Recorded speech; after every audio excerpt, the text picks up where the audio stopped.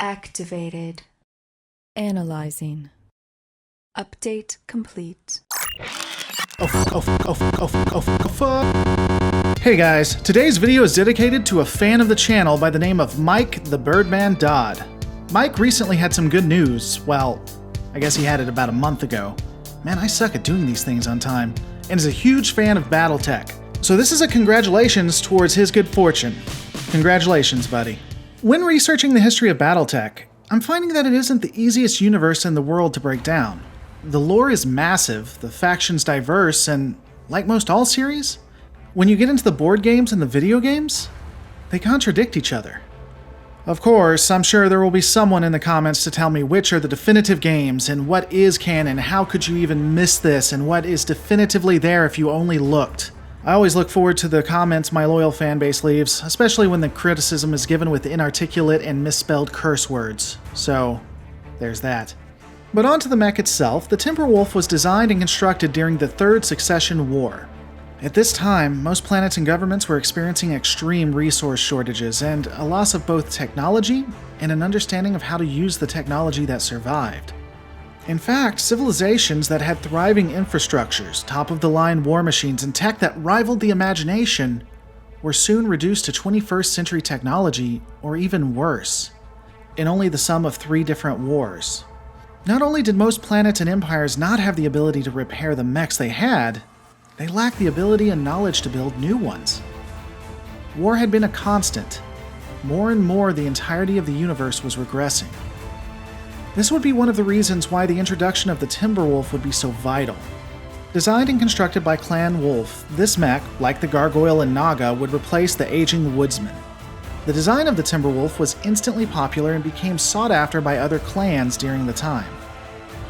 Clan Wolf kept the secrets of the mech closely guarded, however, only allowing others to have it through trade and gifts. Battlefield salvage would be the only other way that the enemies of Clan Wolf would be able to obtain the Timberwolf. Ultimately, though, while the Timberwolf would enter into the armies of other clans, only Clan Wolf would be able to use it extensively. For a time, at least. The mech would also be restricted to a single facility for construction, Strana Mechti.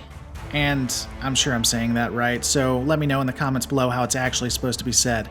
And it would only be constructed here until the invasion of the Inner Sphere. Interestingly, most people don't know the mech is called the Timberwolf, more know it as a Mad Cat.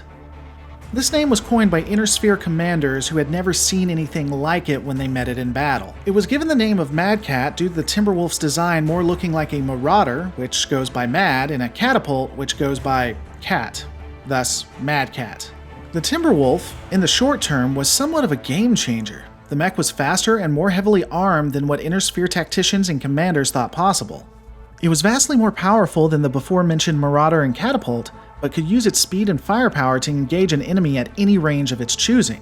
It could fight close up or stay back and be a support mech. This was devastating to Inner Sphere forces initially, though the Inner Sphere would be able to reverse engineer the Timberwolf, leveling the playing field at some point. Breaking down the stats of the mech, the Timberwolf was a second-generation Omni-mech that came in at 75 tons, though some games and resources will say 100 tons, ultimately it is 75. It features a well-blended mix of both energy and missile weaponry. Its primary extended-range lasers and long-range missile racks gives the Timberwolf considerable firepower at both medium and long range. However, this does not mean the mech cannot engage up close. Having 2 ER medium lasers and a medium pulse laser, it would be able to take on any mech at almost any range. Additionally, it would have 2 machine guns that are used for point defense and generally were effective against infantry only.